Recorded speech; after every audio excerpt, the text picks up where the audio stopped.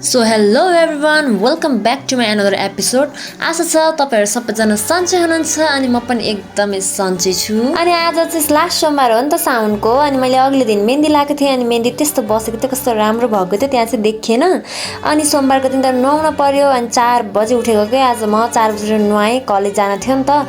अनि कलेजको लागि एकदम रेडी पनि भइसकेको छु। अनि आज बिहान कलेज पनि जानु थियो अनि मलाई हतार पनि भइसकेको थियो किनकि आएर मन्दिर जान थियो अनि ढिलो हुन्छ भनेर हतार हतार गरेर हिँडेको। पानी परेर रहेछ बाटोमा अनि पानी पर्दा पर्दै गएँ त्यही पनि। अनि बाटोमा अनुसारलाई भेटेर अनुसारसँगै गएको के अनि कलेज पुग्यौँ।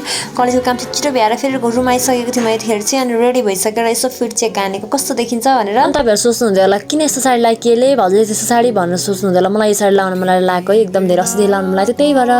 अनि पशुपति गएको लाइन हेर्नु कति छ है यहाँ लास्टै लाइन भए हामी यता छौँ धेरै लाइन अब कतिहरू पनि थाहा छैन लाइन हेरौँ। सो यहाँ क्राउड छ एकदमै धेरै आज लाइन छ टन्न धेरै धेरै। हामी पनि लाइनमै छौँ अहिलेसम्म चाहिँ 12 बजिसकेको छ।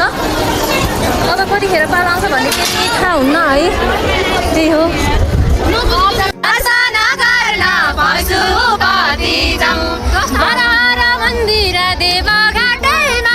पशुपतिनाथ है त्यो राम्रो नाम बेलपत्र लिएर दर्शनलाई जाऊ, भोग लगाएर प्रसाद खाऊ।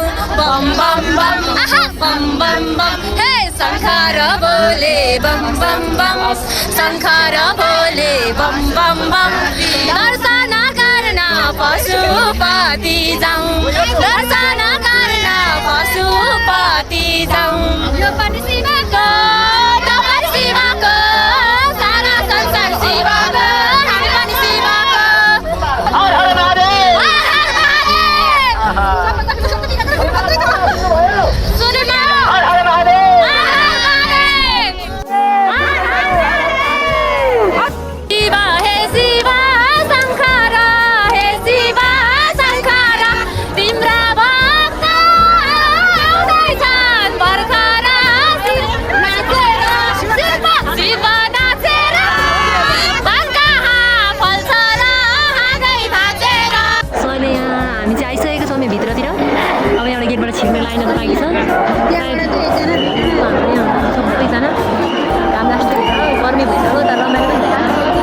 यति धेरै गर्मी थियो। त गर्मी भएको पनि खासै हामीलाई महसुस भएन है किनकि त्यहाँ यति रमाइलो गर्दै हामी लाइनमा बसेको थियौँ भने नि। अनि त्यहाँ लाइनमा छिरिसक्नपछि त्यहाँबाट शिवको मूर्तिभित्र लग्नु हुँदै थियो।